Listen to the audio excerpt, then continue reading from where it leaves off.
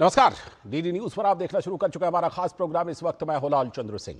अगले एक घंटे में हम देखेंगे कुछ ऐसी खबरें जिन पर चर्चा जरूरी है और ये चर्चा हम करेंगे अपने संवाददाताओं और खास मेहमानों के साथ। और आज सबसे पहले खास चर्चा करेंगे खास मेहमानों के साथ कि चुनाव से जो विधानसभा चुनाव बिहार में होना है उससे पहले लालू परिवार के खिलाफ कोर्ट ने आरोप तय कर दिए हैं।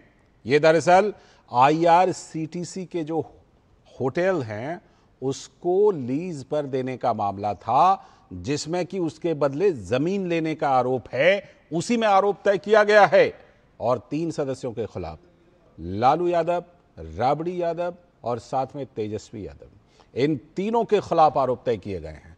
तो इसका क्या कुछ असर हो सकता है और आगे इस मामले में क्या कुछ हो सकता है, इसी पर खास चर्चा खास मेहमानों के साथ करेंगे। और इसके बाद बात करेंगे कि पश्चिम बंगाल की महिला मुख्यमंत्री ममता बनर्जी ने विवादित बयान दिया है। कहा है कि छात्राओं का बलात्कार इसलिए हो रहा है क्योंकि वो रात में घूमती क्यों हैं, रात में ना निकले। तो इस बयान पर हंगामा मच गया है और ममता बनर्जी को बैकफुट पर आना पड़ा है। इस पर बात करेंगे। और इसके बाद बात करेंगे कि केरल में जो मुनाम्बम किसानों की जमीन थी और वक्फ ने जो उस पर दावा कर दिया था, इसको लेकर विवाद था, तो हाईकोर्ट ने अब किसानों के पक्ष में फैसला दिया है। तो राज्य की सरकार, विजयन सरकार, इसके आलोक में बैठक भी कर रही है। इस पर भी करेंगे बात, होंगे तमाम सवाल जवाब। लेकिन सबसे पहले इस वक्त की हेडलाइंस। केंद्रीय गृह मंत्री अमित शाह ने जयपुर में 3 नए आपराधिक कानूनों पर आयोजित राज्य स्तरीय प्रदर्शनी का किया उद्घाटन। कहा, नए कानूनों के समय पर सुलभ तरीके से मिलेगा न्याय। पश्चिम बंगाल में दुर्गापुर दुष्कर्म मामले में मुख्यमंत्री ममता बनर्जी के पीड़िता पर विवादित बयान को लेकर भाजपा हमलावर। भाजपा नेता शुभेंदु अधिकारी ने पीड़िता को न्याय दिलाने के लिए दिया धरना। ममता बनर्जी से मांगा इस्तीफा। IRCTC घोटाले में लालू परिवार को लगा तगड़ा झटका। राउस एवेन्यू कोर्ट में लालू, राबड़ी और तेजस्वी समेत 14 आरोपियों के खिलाफ धारा 420 के तहत भी आरोप तय। अब चलेगा मुकदमा। बिहार चुनाव के दूसरे चरण के लिए आज से नामांकन। भाजपा आज जारी कर सकती है उम्मीदवारों की पहली सूची। तो महागठबंधन में अभी भी सीट बंटवारे को लेकर सस्पेंस बरकरार। और मुनाम्बम वक्फ विवाद पर केरल हाईकोर्ट का 2 टूक। सेक्युलर देश में जमीन कब्जे का एक संस्था को अधिकार नहीं।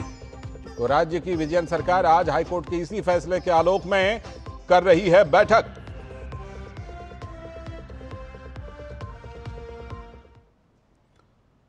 तो ये थी इस वक्त की हेडलाइंस। अब देखते हैं खबरों को विस्तार से। और सबसे पहले हम बात करने वाले हैं कि चुनाव से पहले, विधानसभा चुनाव से पहले लालू परिवार के खिलाफ आरोप तय कर दिए गए। बड़ा झटका लगा है। दरअसल बिहार में चुनावी महासंग्राम के बीच IRCTC मामले में कोर्ट ने लालू प्रसाद यादव के परिवार के खिलाफ आरोप तय कर दिया है। यह मामला क्या है? लैंड फॉर जॉब मामले में राउस एवेन्यू कोर्ट ने पूर्व रेल मंत्री लालू प्रसाद यादव, उनकी पत्नी राबड़ी देवी और उनके पुत्र तेजस्वी यादव सहित 14 आरोपियों पर आरोप तय कर दिए हैं। प्रिवेंशन ऑफ करप्शन एक्ट के तहत लालू प्रसाद यादव के खिलाफ यह आरोप तय किया गया है क्योंकि उन्होंने सरकारी पद पर रहते हुए अपने पद का दुरुपयोग किया। साथ ही अन्य के खिलाफ भी IPC की 420, 120B जैसी धाराएं लगी है। बहुचर्चित लैंड फॉर जॉब केस में लालू प्रसाद यादव के रेल मंत्री रहने के दौरान बिहार के कई लोगों को मुंबई, जबलपुर, कोलकाता, जयपुर, हाजीपुर में ग्रुप D के पोस्ट पर नौकरी दी गई थी और इसके एवज में नौकरी पाने वाले लोगों ने लालू प्रसाद के परिजनों के स्वामित्व वाली कंपनी के नाम जमीन ट्रांसफर की थी। तो अदालत ने कहा कि लालू यादव ने कोचर से जमीन कम कीमत पर खरीदी। ये कोचर वो हैं जिनको दरअसल IRCTC के 2 होटलों का टेंडर मिला था, पटना और रांची का।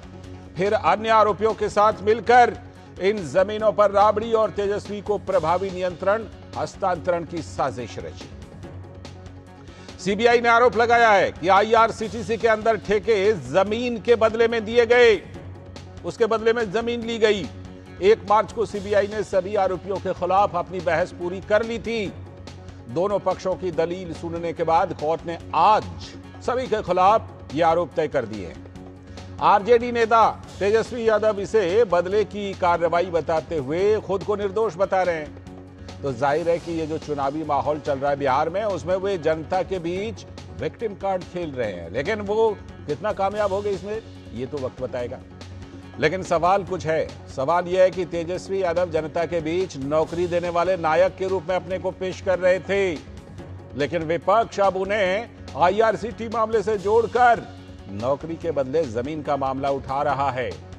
ध्यान रहे कि साल 2017 में इसी आईआरसीटी के केस के सामने आने पर नीतीश कुमार ने उस समय तेजस्वी के साथ, आरजेडी के साथ गठबंधन तोड़ लिया था।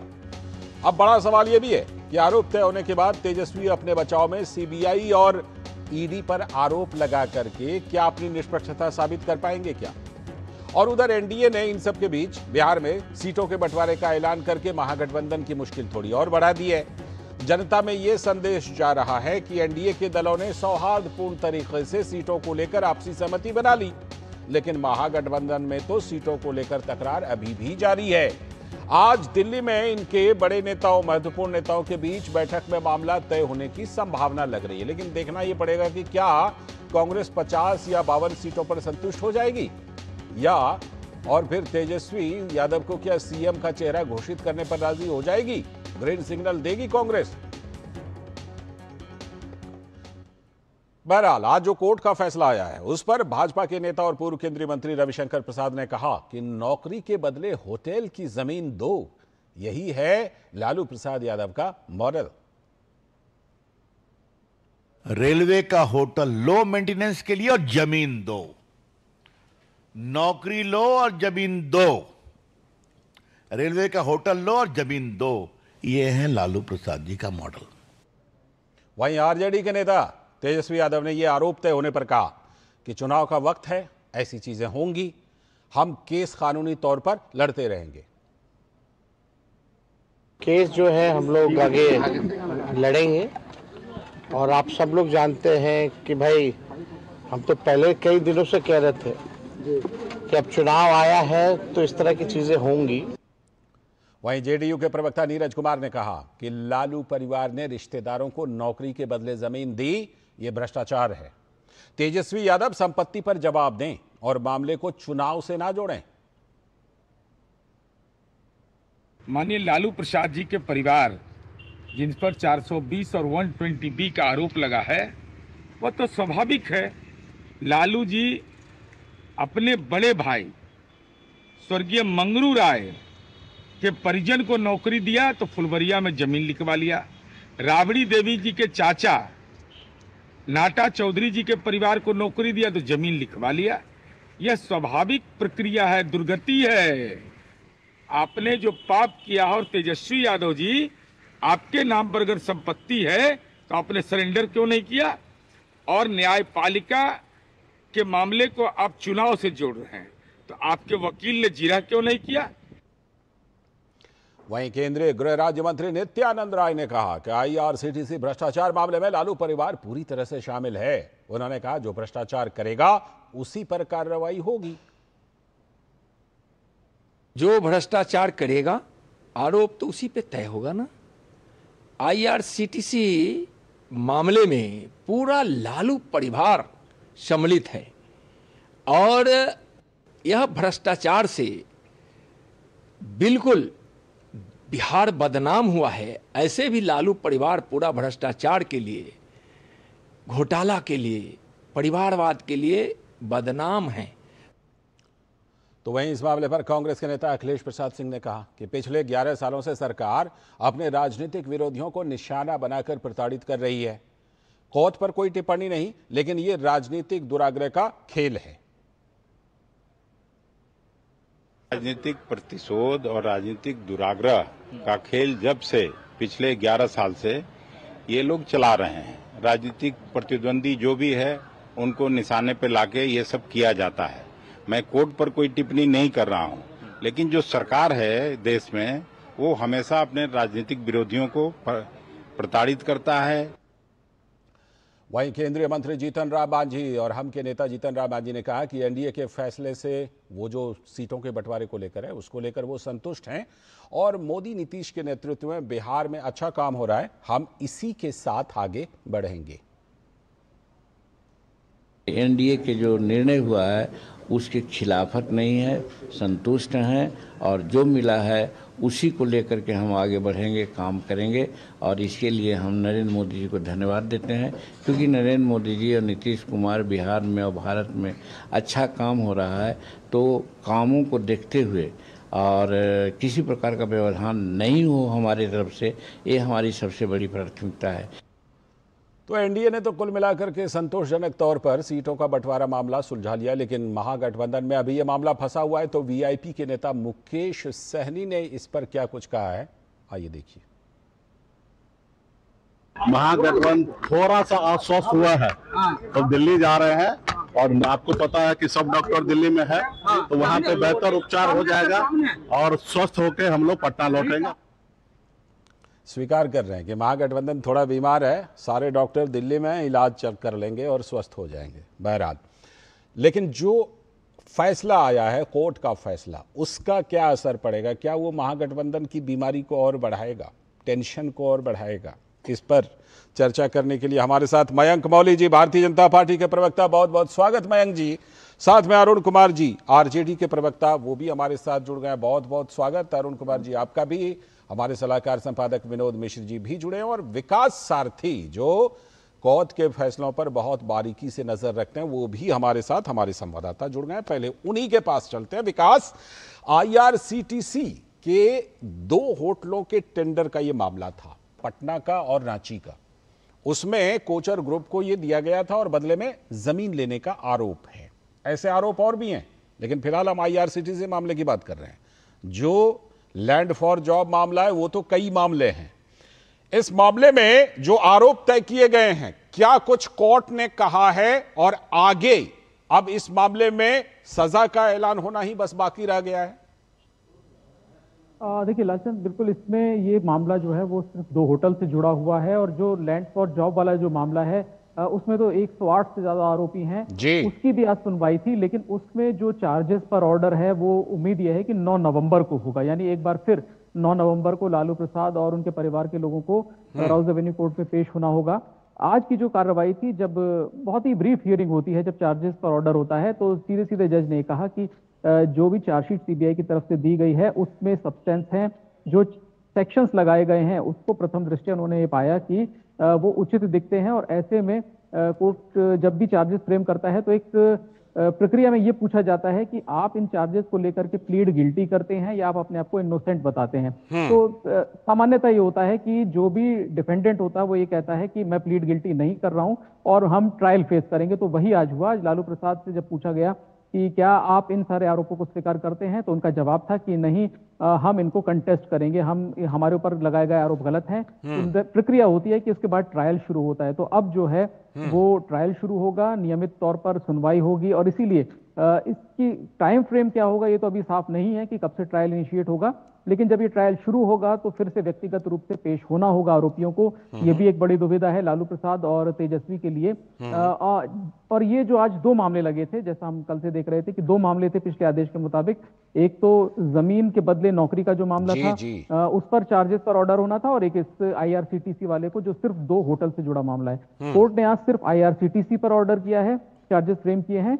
अगली जब नवंबर में जब दोबारा मामले की सुनवाई होगी लैंड फॉर जॉब वाले मामले में, उसमें भी स्पष्ट दिखता है कि वहां भी चार्जेस फ्रेम होंगे इन सभी आरोपियों के खिलाफ। और आगे की जो प्रक्रिया है वो ये है कि इनको पूरा ट्रायल फेस करना होगा। सभी 14 आरोपी हैं इसमें। अगर हम इन तीनों को मिला करके बात करें, लालू, राबड़ी और तेजस्वी आज पेश हुए थे व्यक्तिगत रूप से। प्रेमचंद गुप्ता थे जो एक समय लालू यादव के बड़े करीबी माने जाते थे, केंद्रीय मंत्री भी थे यूपीए में, वो भी आरोपी हैं इन सब मामलों में। तो वो भी आज यहाँ पर पेश हुए थे राउज एवेन्यू कोर्ट में। और अब आगे कोर्ट की कार्रवाई शुरू होगी और इन सभी को ट्रायल फेस करना होगा। ठीक है, ठीक है। इससे इतनी बात तो बिल्कुल साफ है विनोद जी कि जो अभी मुकेश सहनी कह रहे थे कि महागठबंधन थोड़ा बीमार है, मुझे लगता है कोर्ट के इस फैसले के बाद महागठबंधन की बीमारी थोड़ी सी और थोड़ा सा टेंशन और बढ़ जाएगा। और आगे चल करके इस मामले में आपको क्या यहां तक भी ये मामला लग रहा है कि अगर मान लीजिए 2 साल से ज्यादा सजा का ऐलान होता है, हम सब जानते हैं जनप्रतिनिधित्व कानून के तहत कि अगर 2 साल से ज्यादा की सजा का ऐलान हो जाता है तो चुनाव लड़ने पर भी रोक लग जाती है। लालू प्रसाद यादव जी पर तो लगी हुई है ये रोक, क्या ऐसा खतरा तेजस्वी यादव पर भी मंडरा रहा है? विनोद जी। लाल जी, अभी विकास जी जो बता रहे थे उसमें मैं थोड़ा सा जोड़ देता हूं कि एक पहला तो ये इसकी पूरी बहस जो है पिछले 1 मार्च को पूरी हो गई थी। अब पूरे 1 मार्च को जब ये बहस पूरी हुई थी तो जाहिर सी बात है उस समय में कोई इलेक्शन का ऐसी संभावना तो दिख नहीं रही थी। तो तेजस्वी यादव जो इस बात को कह रहे हैं, टाइमिंग का सवाल उठा रहे हैं, तो कोर्ट का शेड्यूल है। कोर्ट ने उस समय में आरोप तय करने के लिए आज का डेट भी ये दिया था कि उस समय में भी बहस हो सकती है, इसकी पॉसिबिलिटीज थी। लेकिन 1 मार्च को इस मुद्दे पे पूरी बहस हो चुकी थी IRCTC के मामले में, जहां तक मुझे याद है। उसके बाद आज आरोप तय किए गए हैं। तेजस्वी यादव अपने तरीके से इसको अपॉर्चुनिटी देखते हैं। इसमें अपॉर्चुनिटी ये देखते हैं कि उनको लगता है कि इसे हम एक विक्टिम कार्ड खेल सकते हैं लोगों के सामने में। और आज वो चुनाव में जब जाएंगे, जो बात आपने उनको सुना, जो इंस्टेंट रिएक्शन उन्होंने दिया था, वो एक तरह से इसको चुनावी प्रक्रिया का ही एक ये सब बता दिया कि ये वो मान के लोगों को ये बताएंगे कि हम एक ये सियासत है जो मेरे खिलाफ में केंद्र सरकार ED CBI का इस्तेमाल कर रहा है। अभी RJD के प्रवक्ता भी इसी से बात शुरू करेंगे, ये बात भी मैं आपको बता दूं। तो ये चीज वो बिहार के लोगों को बताएंगे। लेकिन अब सवाल ये है कि IRCTC का मामला जो है वो पूरा का पूरा केस आप ये देखें कि पूरी तरह से एक खुली किताब की तरह है। बिहार में बिहार के ही लोगों ने, चाहे वो संबंधी हो लालू जी के परिवार के, या वो दूर के रिश्तेदार हो, या फिर वहाँ के लोग हो, जिन्होंने नौकरी ली है, चाहे वो ग्रेड D के सर्विस में नौकरी ली है, वो जमीन के बदले ही उनकी नौकरी मिली है। ये होटल का जो मामला है उसमें ही जमीन के साथ देख लीजिए मामला कितना भयानक है कि 60 लाख 65 लाख में लालू यादव के परिवार ने ये जमीनें ली थी। और उसकी जो मार्केटिंग क्या जो प्राइस है ग्राउंड पे, वो कम से कम 70 से 75 करोड़ है। तो कोर्ट ने तो ये पूछा है ना कि इसके साजिशकर्ता सीधे सीधे लालू यादव है। और तेजस्वी यादव जो CM के फेस हैं, जो ये दावा करते हैं कि हम नौकरी बांटने वाले बिहार में नायक हैं, तो अपोजिशन के पास भी एक ये बड़ा सा मुद्दा मिल गया है कि उनको ये बताएगा कि कम से कम तेजस्वी यादव जो नौकरी देने की बात करते हैं वो जमीन भी लेते हैं। ये बात भी आज अपोजिशन के हाथ में ये कार्ड है। ये तो पॉलिटिकल बात है। टेक्निकल में जो मैंने पूछा था उसका बताइए कि क्या ये भी खतरा है कि अगर सजा का ऐलान होता है तो चुनाव लड़ने पर भी मुश्किल हो सकती है?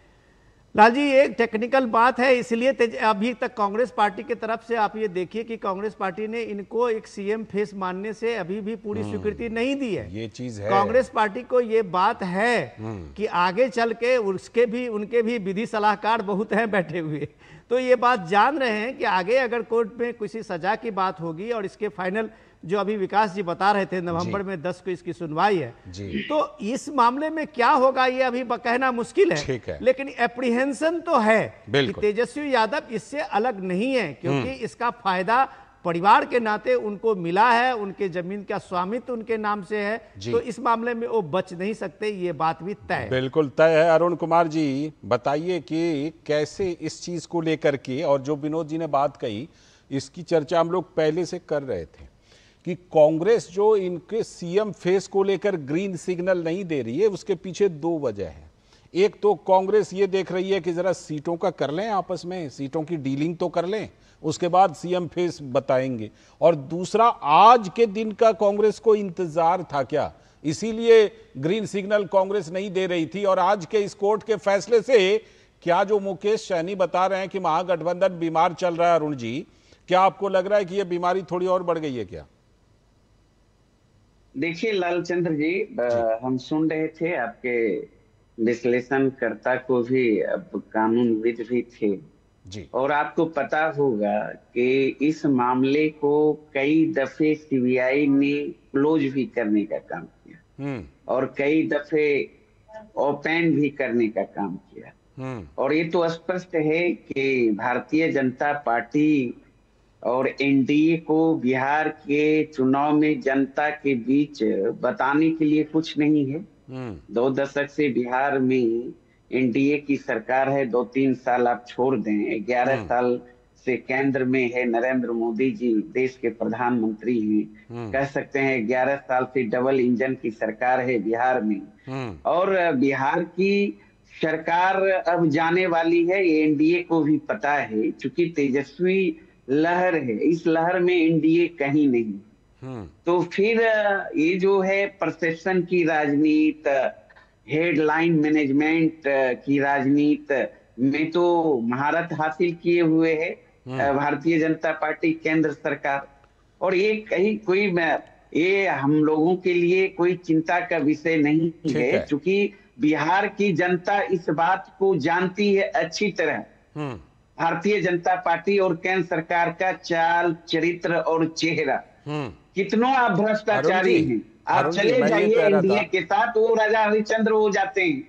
और तेजस्वी यादव जी, लालू यादव जी अब किस तरीके से आंख में आंख मिलाकर भारतीय जनता पार्टी के खिलाफ लड़ाई लड़ रही है, वो जग जाहिर है, छुपा हुआ नहीं है। ये सारा पॉलिटिकल वेंडेटा का ये नतीजा है। मैं कह रहा हूं आप जितनी बातें कह रहे हैं ये सब जो है बिहार की जनता के सामने आप रखिएगा, लेकिन जो सवाल मैंने पूछा है, क्या ऐसा हो सकता है कि तेजस्वी जी के लिए ये फैसला एक खतरा हो सकता है?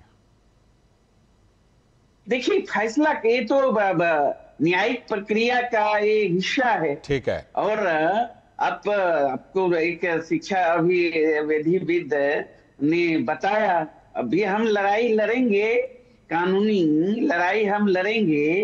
और प्रधानमंत्री और भारतीय जनता पार्टी के इशारे पर उनके तोता ने आरोप पत्र दायर किया था। ठीक है। और उस पर सुनवाई हुई है। ये बिल्कुल है कि अदालत में लड़ाई है तो आप लड़ेंगे, लेकिन बात वही है कि जब अदालत में ये लड़ाई है और जब इस तरह का कोर्ट की इस तरह की टिप्पणी आई, आरोप तय हो गए हैं, तो जाहिर सी बात है मयंक मौली जी की पार्टी बीजेपी और एनडीए तो इसको खूब बिहार चुनाव में उछालेगी। क्या योजना है मयंक जी, बिहार चुनाव में पूरा इसको एकदम जनता के बीच लगता है लेकर आप जाएंगे तेजस्वी यादव के ऊपर जो खास तौर पर आरोप तय किए गए हैं?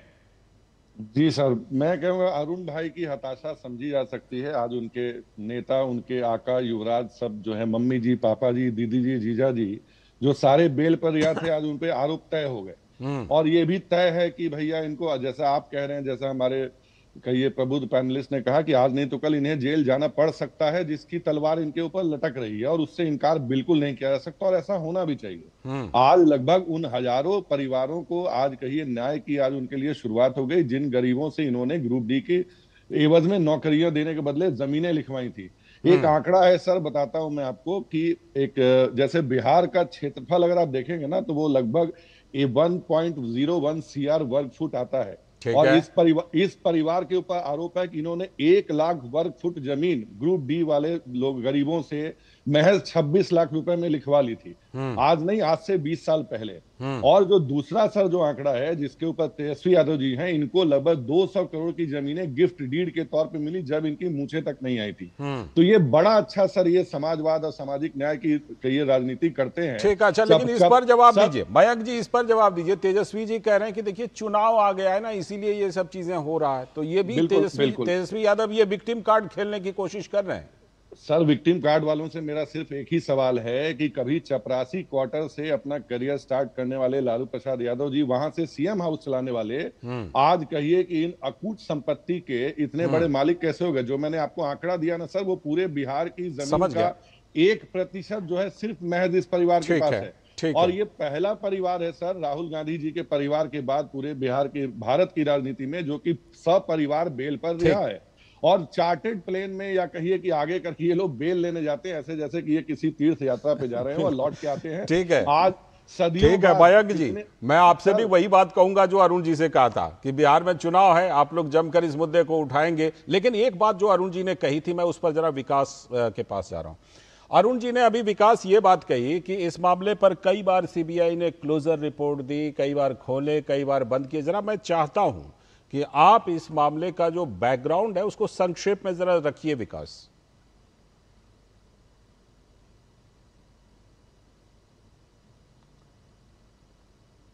विकास सारथी मुझे लगता है हमारे साथ संपर्क में कुछ दिक्कत आ रही है। मैं यही सवाल लेकर के जी विकास लगता है जुड़ गए हैं। विकास बताइए जरा इसकी जो इस मामले की बैकग्राउंड है, पृष्ठभूमि है, उसको जरा संक्षेप में हमें बताइए। देखिए, इसमें जब मामला यह है कि कुछ मौकों पर जो सीबीआई ने जब पीई रजिस्टर की थी तो ओपिनियन दिया था कि उन कुछ टेक्निकल ग्राउंड्स पर, पहली बात तो एक सैंक्शन का मसला था लालू प्रसाद के को लेकर के कि उनके खिलाफ कोई चार्जशीट देनी है तो सैंक्शन चाहिए, तो उन टेक्निकल ग्राउंड्स पर कई बार मामला अटका कोर्ट में। ऐसा नहीं है कि उनको क्लीन चिट मिल गई थी, इस टेक्निकल ग्राउंड पे कि सैंक्शन ही नहीं है चार्जशीट फाइल करने के लिए, उनके बचाव पक्ष ने इसको लेकर के कई बार राहत भी कोर्ट से हासिल की है। लेकिन फिर हमने देखा कि सैंक्शन जो पेंडिंग था वो मिल गया जैसे ही सीबीआई को, उसके बाद जांच फिर से शुरू कर दी गई। और अगर ये क्लोजर की बात की भी जाए तो लालचंद जी ऐसा नहीं कह सकते कि किसी मामले में क्लोजर पर इन्वेस्टिगेशन खत्म हो जाती है। आपके पास 84 रॉयट्स का एक एग्जाम्पल है जिसमें सीबीआई ने कई बार क्लोजर फाइल किए लेकिन प्रोटेस्ट पिटिशंस लगी और ये कहा गया कि सीबीआई की जांच उस तरीके से नहीं की गई जैसे की जानी चाहिए थी। तो एजेंसी के ऊपर ये कहना कि एक बार क्लोजर फाइल कर दिया था इसके लिए क्लीन चिट मिल गई, पुराने भी ऐसे मामले हैं जिनमें ये बात सामने आई है कि क्लोजर फाइल होने के बाद भी प्रोटेस्ट पिटिशन के चलते सीबीआई ने दोबारा इन्वेस्टिगेशंस की, दोबारा लीड्स पर काम किया और उसके बाद मामले में लोगों को सजा तक हुई है। बिल्कुल 1984 का सिख दंगा मामला देख लीजिए। जी, और यहाँ पर जो एक बड़ा मसला था वो सैंक्शन को लेकर के था, जो बहुत ही टेक्निकल इशू था। जब ये कहा गया कि एक रेल मिनिस्टर एक लोक सेवक थे और ऐसे में अभी की जो सरकार है जब तक उससे सैंक्शन आ रहा हूँ अरुण जी, आ रहा हूँ। आपने जो बात उठाई थी उसी पर मैंने विकास से थोड़ा बैकग्राउंड लेना जरूरी समझा। विनोद जी के पास जा रहा हूँ, फिर आप ही के पास आऊंगा। विनोद जी, अरुण जी का जो ये तर्क है कि देखिए ये इस मामले में ऐसे हुआ, हम अब कानूनी लड़ाई लड़ेंगे और वैसी कोई टेंशन की बात नहीं है, आपको लगता है महागठबंधन के लिए ये सब इतना आसान होगा? क्योंकि बिहार में चुनाव, विधानसभा का चुनाव जो है वो उसकी प्रक्रिया तो शुरू हो चुकी है, जारी है। मुझे लगता है कि अरुण जी के पास में अभी कोर्ट का जो जजमेंट है, वो आरोप जो तय किया है वो कॉपी नहीं आई है। ओके, अगर वो अरुण जी पढ़े लिखे हैं, काफी अच्छे डिबेट करते हैं, अगर अरुण जी उसको पढ़ लेंगे तो शायद उस बात को बेहतर समझ लेंगे। जी, कोर्ट ने जो सीधे सीधे जो आरोप लगाया है करप्शन के एक्ट को लगा के 13 लगाया है, उसको आप देखें कि कोर्ट ने उनको सीधे सीधे लालू यादव को जिम्मेदार ठहराया है। उनके साथ में जो और अब उनके परिवार के लोग हैं उनको 13A नहीं लगाया है, उसको 420 और 120 भी लगाया है, क्योंकि वो परिवार के लोगों ने उसका फायदा लिया है। लेकिन साजिशकर्ता के रूप में लालू यादव का उसमें चार्जशीट में है। अगर वो पढ़ लें तो अरुण जी तो शायद उसके बेहतर चीजें सामने आएगी। सवाल है कि 2004 से लेकर 2009 तक रेलवे मिनिस्टर के रूप में जी उन्होंने जो IRTC का जो ये होटल के मेंटेनेंस के लिए जो ठेका दिया था जी, उन्हीं के साथ ही प्रेमचंद गुप्ता की कंपनी है और वो कंपनी के सुजाता होटल जो है वो उस ठेका लेता है। ये सब चीजें बताने के लिए क्या लोग सीबीआई को कहीं दूर से लाना पड़ेगा कि प्रेमचंद गुप्ता एक बेनिफिशियरी है, उनके होटल में उनकी वाइफ के नाम से होटल है, उस होटल ने ठेका लिया है। आज IRTC के 4 ऑफिसर उसमें चार्जशीटेड हुए हैं, इसके साथ 14 लोग जो हुए हैं वो सारे वही बेनिफिशियरीज हैं। ठीक है, तो अब सवाल ये है कि आप इसको जो ट्रेल करेंगे तो कहां तक ले जाएंगे? मैं प्रेम कुमार जी सीधे सीधे आपसे यही मेरा सवाल है कि पॉलिटिक्स में तो चलिए करप्शन को लेके इतने बड़े बड़े चार्ज लगे, अभी पिछला इलेक्शन झारखंड का हुआ है, इतने चार्ज लगे, माइनिंग तक भी झारखंड के सीएम ने अपने नाम पे करवा लिया था, एक सीएम रहते हुए भी। बिल्कुल, और लोगों के बीच में वो गए और लोगों में जनादेश लाया। ठीक है, तो आप जो ये कार्ड, विक्टिम कार्ड लेके जाते हैं, आज लोगों के बीच में जाएंगे जी, तो क्या मोरल ग्राउंड पे आप बता पाएंगे कि बिहार में जो हम नौकरी दे रहे हैं, सरकारी नौकरी, वो सरकारी नौकरी में कोई भ्रष्टाचार नहीं होगा और लोगों को ईमानदारी और उसके बदले जमीन नहीं लेंगे, और उसके बदले में जमीन नहीं लेंगे। अरुण जी, जितना सिंप्लीफाई आप कर रहे हैं, एक मिनट, आप रहे या तेजस्वी यादव जी रहे, जितना सिंप्लीफाई कर रहे हैं, विक्टिम कार्ड खेलने की कोशिश कर रहे हैं, मुझे लगता है इतना सिंपल मामला है नहीं। जवाब तो देना होगा। अरुण जी बताइए। देखिए लालचंद्र जी 17 माह का महागठबंधन की सरकार रही बिहार में। तेजस्वी यादव जी ने अपनी प्रण अनुरूप 5 लाख सरकारी नौकरी देने का काम किया। कोई माई का लाल बता दे कि 1 रुपया का भी कहीं लेन देन हुआ। शासन इनका है, प्रशासन इनका है। केंद्र से लेकर बिहार में एनडीए की सरकार है, 2 बार डिप्टी सीएम रहे। तो क्या ये बोलेंगे कि आप पहले जमीन ली थी अब नहीं लेते हैं? सुन लीजिए ना लालचंद्र जी, भारतीय जनता पार्टी को जो रियल अरुण जी, मुख्यमंत्री नीतीश कुमार नौकरी नहीं दिया, वो डिप्टी चीफ मिनिस्टर दे दिया। सुन लीजिए ना, अब सुन लीजिए ना, अब क्यों इतना बेचैन? थोड़ा सा क्रेडिट उनको भी लेने दीजिए, मुख्यमंत्री को दे दीजिए थोड़ी। भारतीय जनता पार्टी के प्रवक्ता के भांति मत। देखिए, मैं आपको ऐसा नहीं हो सकता अरुण जी कि मैं सीधे सीधे आपके लाइन पे बोलूं। मैं कानूनी पक्ष आपके सामने में रखा है, और आपको अगर ये लगता है तो बताइएगा। अच्छा ठीक है, ठीक है, आप बिहार में लोगों को बताइए। ठीक है, अब अरुण जी को बोलने दीजिए। ठीक है, अब अरुण जी को बोलने दीजिए। अरुण जी, क्या ये कहिएगा कि पहले ली थी लेकिन अब नहीं दे रहे? करते रहिए। अब लालचंद्र जी 1990 से लेकर 2020 का बिहार विधानसभा चुनाव अगर देखेंगे ना, बिहार की जनता ने एक चुनाव छोड़कर 10 का सबसे बड़ी पार्टी बनाने का काम किया। और सबसे बड़ी चीज जो है ना भाजपा को, कि भाई हमारा सपना बिहार में अब तक पूरी नहीं हो पा रही है। और 3 नंबर की पार्टी अचेत मुख्यमंत्री नीतीश कुमार का पालकी ढोते ढोते कंधा किया गया। आप नीतीश जी को अचेत कह रहे हैं? नीतीश जी ने नींद उड़ा रखी है इन दिनों। सुनिए ना, सुन लीजिए ना 1 मिनट। लेकिन भाजपा का सपना बिहार में आज तक पूरा नहीं हो पाया। अब इस पर मयंक मौली जी जवाब देंगे कि उनके क्या सपने हैं और कैसे पूरा होगा। बताइए मयंक मौली जी, कह रहे हैं कि सबसे बड़ी पार्टी बनने का सपना पूरा अभी तक नहीं हुआ है बीजेपी का। लालचंद्र जी पूरी बात आने दीजिए ना। अब मयंक जी का जवाब भी तो लीजिएगा ना, मयंक जी का जवाब भी लेंगे तब। मेरी बात आई नहीं। अब यदुमुल्ला जी को थोड़ा चुप करा लीजिए। मैं ये कह रहा हूँ, सुनिए ना अरुण जी, आपने जो बीजेपी पर सवाल उठा उसका जवाब नहीं लीजिएगा, सवाल उठा के चले जाइएगा। जवाब नोट करके रखिए, ले लीजिए, लेकिन 2 मिनट बोलने का लालचंद्र जी क्यों? ऐसा है, समय की भी सीमा होती है ना अरुण जी। अरुण जी, समय की सीमा होती है ना। अच्छा ठीक है, सुनिए मयंक जी, रुकिए, मयंक जी रुकिएगा। अरुण जी को अभी अरुण जी अभी आप बोल लीजिए, अरुण जी अभी बोल लीजिए। अब हम लोग यदुमुल्ला पार्टी के राष्ट्र नाम का संबोधन सर कब तक? एक मिनट अरुण जी को कुछ बात और रखने दीजिए। देखिए विश्व स्तरीय पार्टी, सबसे बड़ी पार्टी देश में। अरे भैया, नरेंद्र मोदी जी आए थे बिहार में 2015 में, कहा था सबसे भ्रष्ट मुख्यमंत्री इस देश का नीतीश कुमार जी। 33 घोटाला का आरोप उन्होंने नीतीश कुमार पे लगाया था। छोड़िए, 33,000 करोड़ का मैं इसीलिए कह रहा था। देखिए, मैंने आपको फिर से बोलने का टाइम दिया ना, लेकिन मैं ये कह रहा हूँ कि ये सब बातें बिहार की जनता को जाके बोलिएगा। अरे सुन लीजिए ना, जनता आपके माध्यम से सुना रहा हूँ, क्यों एक तरफा बैटिंग कर रहे हैं?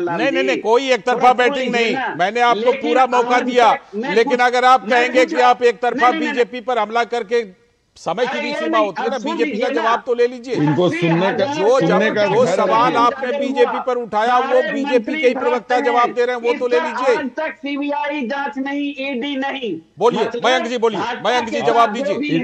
यदुमुल्ला जी की टोटी बंद कर दीजिए, मैं बोलता हूँ। मयंक जी जवाब दीजिए।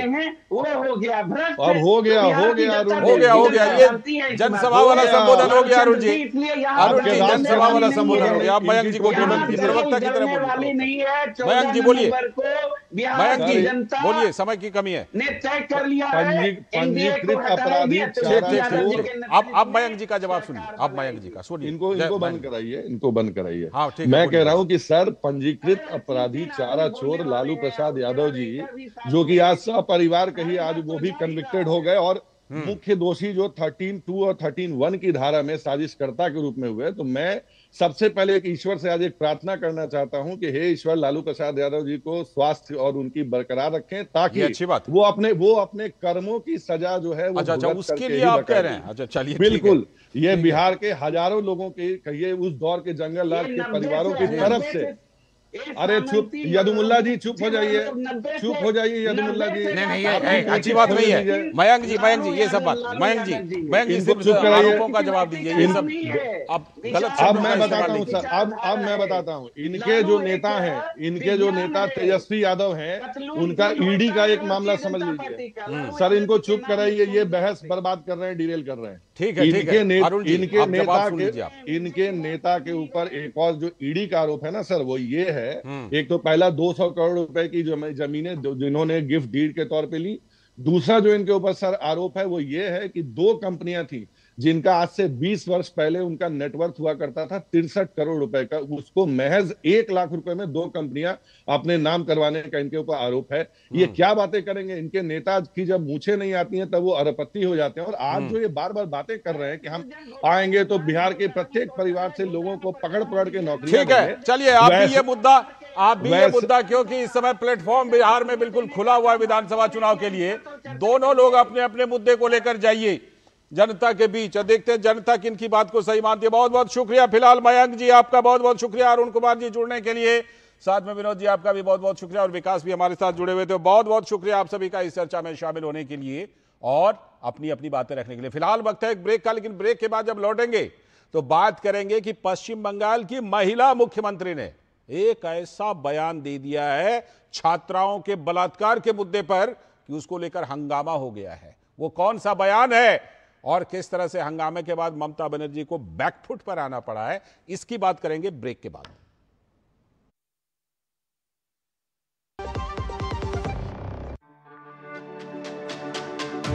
मेरी पसंद, मेरी पसंद,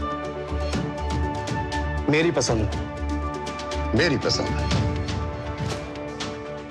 हमारी पसंद, हम सबकी पसंद। मजबूत देश का मजबूत सरिया हो गया स्टील। स्वागत है ब्रेक के बाद, आप देख रहे हैं डीडी न्यूज पर। इस वक्त जैसा कि ब्रेक पर जाने से पहले हमने बताया था कि अब हम बात करेंगे पश्चिम बंगाल की मुख्यमंत्री के विवादित बयान पर, जो ममता बनर्जी ने छात्राओं के बलात्कार मामले पर एक विवादित बयान दिया, उस पर हंगामा मच गया है। पश्चिम बंगाल में छात्राओं के बलात्कार के मुद्दे पर सीएम ममता का विवादित बयान। सीएम ममता ने लड़कियों को रात में घूमने से मना करने वाला बयान दिया था। दुर्गापुर में जो मेडिकल छात्रा के साथ गैंगरेप का मामला है, उसी मामले में मुख्यमंत्री ममता बनर्जी ने यह बयान दिया। तो मुख्यमंत्री ममता बनर्जी के बयान को विपक्ष शर्मनाक बता रहा है। बीजेपी ने कहा ममता वोट बैंक पॉलिटिक्स के कारण पीड़िता को ही उल्टा नैतिक उपदेश दे रही हैं। दरअसल दुर्गापुर मेडिकल छात्रा रेप मामले में सभी चारों आरोपी एक ही समुदाय के हैं और तुष्टीकरण का आरोप लग रहा है। इससे पहले भी कोलकाता में आरजी कर मेडिकल कॉलेज रेप मर्डर का मामला आया था। कितना उसकी पूरे देश में उसको लेकर प्रोटेस्ट हुए थे, याद कीजिए। फिर उसके बाद लॉ की एक छात्रा के साथ भी बलात्कार हुआ था और अब दुर्गापुर में मेडिकल छात्रा के साथ बलात्कार का मामला ये सामने आया है। तो ये तो बात है राजधानी कोलकाता और उसके आसपास की, लेकिन इसके साथ ही पूरे राज्य से ऐसे मामले पश्चिम बंगाल में आते रहे हैं। तो ऐसी घटनाओं के बाद राज्य की जो पुलिसिंग और कानून व्यवस्था है उस पर बड़ा सवाल तो उठना लाजमी है। और आरोपियों को शील्ड देने, बचाव करने की टीएमसी की जो कोशिश रहती है उस पर भी लोगों में नाराजगी है। तो बीजेपी ने कहा है कि पश्चिम बंगाल की महिला मुख्यमंत्री ने यह शर्मनाक बयान दिया है। बहरहाल ये जो विवादित बयान दिया उन्होंने, उस पर जब चौतरफा हमला हुआ तो सीएम ममता बैकफुट पर आ गई हैं। लेकिन सवाल ये भी है कि अपने देश में जो महिलाओं के अधिकारों को लेकर मोमबत्तियां जलाया करते हैं, वो सब हैं किधर, कहां हैं वो, जब ममता बनर्जी इस तरह का बयान दे रही हैं। बहरहाल जो पश्चिम बंगाल की मुख्यमंत्री ममता बनर्जी के जिस बयान पर हंगामा मचा है, वो बयान हम आपको सुनवाते हैं। उन्होंने कहा था कि छात्रा आधी रात को हॉस्टल से बाहर क्यों थी, तो उस पर बीजेपी ने भी आलोचना की और उनके इस्तीफे की मांग की। That girl, it is shocking. Whose responsibility? How they came out in the night at 12:30? I'm shocked to see the incident. But private medical colleges also is to take care for their students, and especially the girl child at night time. they should not be allowed to come out in the outside. They have to protect themselves also. मुख्यमंत्री कह रहे हैं 12:30 बजे रात में उसको बाहर क्यों आने दिया और छात्रा बाहर क्यों थी, तो इस बयान को भाजपा के नेता शुभेंदु अधिकारी ने शर्मनाक बताया। चीफ मिनिस्टर ने बता दिया, पुलिस मिनिस्टर बता दिया, गर्ल चाइल्ड को रात को निकलना ठीक नहीं है और हर बेटी बहन अपने सुरक्षा का इंतजाम खुद कर लीजिए। चीफ मिनिस्टर ने तो डिक्लेयर कर दिया है, she is the administrative chief of the state, same Mamata Banerjee, same. वहीं भाजपा की एक और नेता लोकेट चटर्जी ने ममता बनर्जी पर आरोप लगाते हुए कहा कि वो राज्य की महिलाओं से कह रही हैं कि तुम बाहर मत निकलो। ममता बनर्जी बोल रहे हैं कि कोई भी महिला रात में मत निकलो, क्योंकि रात में फॉरेस्ट है, यहाँ पे कोई एनिमल्स आके उसको खा लेंगे। जहाँ पे इंडिया पाकिस्तान का जब ऑपरेशन सिंदूर हुआ तब आपने देखा कि हमारा सोफिया कुरैशी, भूमिका सिंह, वो लोग अभी जाके वहां पे घुस के, रात में घुस के वहां पे मार के आए थे, अटैक करके आए थे। आज पश्चिम बंगाल में बोले रात में एक डॉक्टर लेडी बोल रहे कि मत निकलो। तो एक महिला मुख्यमंत्री इतने साल बाद पश्चिम बंगाल का क्या हाल किया, अभी उन्होंने खुद ही स्वीकार कर लिया है। वहीं भाजपा के सांसद बांसुरी स्वराज ने भी पश्चिम बंगाल की मुख्यमंत्री ममता बनर्जी पर निशाना साधते हुए कहा कि पीड़िता पर सवाल उठाना शर्मनाक है। खुद महिला होते हुए मुख्यमंत्री राज्य की महिलाओं की सुरक्षा सुनिश्चित नहीं कर पा रही। ये बहुत दुर्भाग्यपूर्ण बात है कि मां दुर्गा के बंगाल में महिलाएं असुरक्षित हैं। लेकिन जब स्टेट की महिला चीफ मिनिस्टर माननीय ममता बनर्जी जी संवेदनहीनता से विक्टिम शेमिंग, विक्टिम ब्लेमिंग इसका गेम खेलती हैं और स्वयं रेप की सर्वाइवर पर ही दोषारोपण करती हैं, तो ये बात दर्दनाक और शर्मनाक हो जाती है पूरे समाज के लिए। तो ममता बनर्जी के बयान पर यह हंगामा हुआ, लेकिन ये तो हुई राजनीतिक बात की राजनीतिक तौर पर उनको जवाब दिया बीजेपी ने। लेकिन कैसे समझा जाए सीएम ममता के इस बयान को? प्रसेनजीत बख्शी हमारे संवाददाता कोलकाता से इस खबर पर हमारे साथ जुड़ चुके हैं। प्रसेनजीत दा, मैं आपके जरिए ये समझना चाहता हूं, क्या सीएम ममता ये कह रही हैं कि पुलिसिंग हो, राज्य की कानून व्यवस्था हो, नहीं है कंट्रोल भाई, सीधा वो चेता रही हैं महिलाओं और छात्राओं को कि घर से बाहर ना निकलो, जो ही खासतौर पर रात में तो बिल्कुल ना निकलो, ये इस तरह से इसको समझा जाए क्या? अब क्या समझा जाए, ये तो ममता बनर्जी का ब्रेन स्कैनिंग करके समझना चाहिए। मेरा समझ में तो नहीं आता है, क्योंकि वो इसी बात बताई थी आरजी कर के समय पे कि रात को किसी को काम नहीं करना चाहिए। तो सेम बात उन्होंने इस बार बताया। ऐसा नहीं है कि उनका जबान फिसल गया, वो दिमाग में ये पालती है कि महिलाओं को रात को काम नहीं करना चाहिए। आरजीकर के समय पे भी बताया, इस बार भी बताया, एक बार बांग्ला में बताई और एक बार अंग्रेजी में बताया। तो ये कोई जबान फिसलने की बात नहीं है। सो सी बिलीव्स इन दिस। और उन्होंने ये बात तब कहा जब उन्हीं की सब अमचा चमचा लोग हैं, वो तालिबान फॉरेन मिनिस्टर की प्रेस कॉन्फ्रेंस में महिला जर्नलिस्ट क्यों नहीं आए, इसको लेके फेसबुक में बड़ी बड़ी बात उछल रही थी। तो ये डबल स्टैंडर्ड है, बिल्कुल डबल स्टैंडर्ड। तो सब दादा एक बात और, मतलब क्या इस मामले में तुष्टीकरण का भी एंगल है क्या? पॉलिटिक्स की बड़ी इस मामले में कोई तुष्टीकरण का भी, अपीजमेंट का भी एंगल है क्या? क्योंकि जो आरोपी हैं उनके बारे में कहा जा रहा है कि एक ही समुदाय के हैं। तुष्टीकरण, अपीजमेंट का भी है कुछ एंगल? भाई साहब, लालचांद अभी भी ऑफिशियली जो अरेस्टेड एक्यूज्ड है उनकी नाम नहीं लिया गया।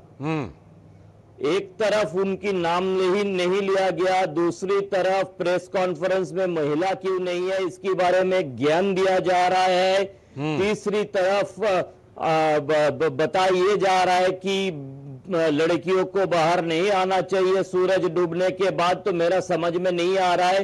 एक बार बांग्ला में कहा जा रहा है, एक दूसरी बार अंग्रेजी में वही बात कहा जा रहा है, और सुबह उठ के बताया जा रहा है कि मेरे साथ ये पॉलिटिक्स मत खेला जाए और उंगली उठा के खेला जाए। और इस तरह से उंगली उठाया जा रहा है कि अगर मेरे साथ ऐसे पॉलिटिक्स किया जाए तो मैं गोली मार दूंगी। हाँ बिल्कुल, बिल्कुल ऐसा लग रहा है कि ममता बनर्जी संदेश दे रही है। ममता बनर्जी मैसेज दे रही है, और मुझे लगता है कि पश्चिम बंगाल की महिलाओं के लिए शायद सबसे बड़ा मैसेज है। अब महिला क्या मैसेज देंगी वो आगे दिखाई पड़ेगा। बहुत बहुत शुक्रिया दादा जुड़ने के लिए इस खबर पर, बहुत बहुत शुक्रिया आपका जुड़ने के लिए। अभी वक्त है एक ब्रेक का, और ब्रेक के बाद जब लौटेंगे तब बात करेंगे कि केरल में जो मुनाम्बम में किसानों की जमीन पर वक्फ वालों के दावे का विवाद था, उस पर हाईकोर्ट का फैसला आया। तो क्या फैसला आया किसानों के पक्ष में, और अब उस पर विजयन सरकार क्या करने वाली, इस पर बात करेंगे ब्रेक के बाद।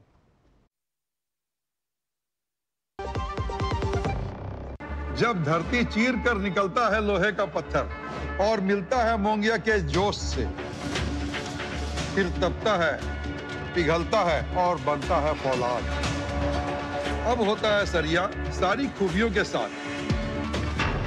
मोंगिया स्टील, मजबूत देश का मजबूत सरिया। स्वागत है ब्रेक के बाद। आप देख रहे हैं डीडी न्यूज पर। इस वक्त अब बात करने वाले हैं हम कि मुनाम्बम में जो किसानों की जमीन और वक्फ वालों के दावे के विवाद पर हाईकोर्ट का जो फैसला है उस पर विजयन सरकार क्या करने जा रही है, क्योंकि फिलहाल हाईकोर्ट के फैसले से मुनाम्बम के किसानों को न्याय मिलता हुआ दिख रहा है। केरल के चर्चित मुनाम्बम भूमि विवाद पर केरल हाईकोर्ट ने महत्वपूर्ण फैसला दे दिया है कि विवादित जमीन को वक्फ संपत्ति के रूप में वर्गीकृत नहीं किया जा सकता। कोर्ट ने कहा कि वक्फ बोर्ड का दावा पूरी तरह से अवैध है, गलत है। कोर्ट ने माना कि इस भूमि को कभी स्थायी रूप से अल्लाह को दान नहीं दिया गया था। 1950 के जमीन ट्रांसफर में भी इसका उल्लेख नहीं है। और आप जैसा जानते हैं मामले में कि राज्य सरकार की अपील पर ही हाईकोर्ट ने इस केस की सुनवाई की और अपने पुराने फैसले को पलट दिया। तब कोर्ट ने जुडिशियल कमीशन को अवैध बताया था, और अब राज्य सरकार कमीशन के फैसले को लागू कर सकती है। अपने फैसले में कोर्ट ने कहा कि अगर ऐसी ही मनमानी घोषणाओं की स्वीकृति मिलती रही तो कल तो कोई भी इमारत, चाहे तो लाल किला, ताजमहल, विधानसभा या फिर अदालत की इमारत को वक्फ संपत्ति होने का दावा किया जा सकता है। हाईकोर्ट ने पूछा, वक्फ बोर्ड का यह दावा करने में 69 साल क्यों लग गया? यह भूमि कब्जा करने की रणनीति हो सकती है।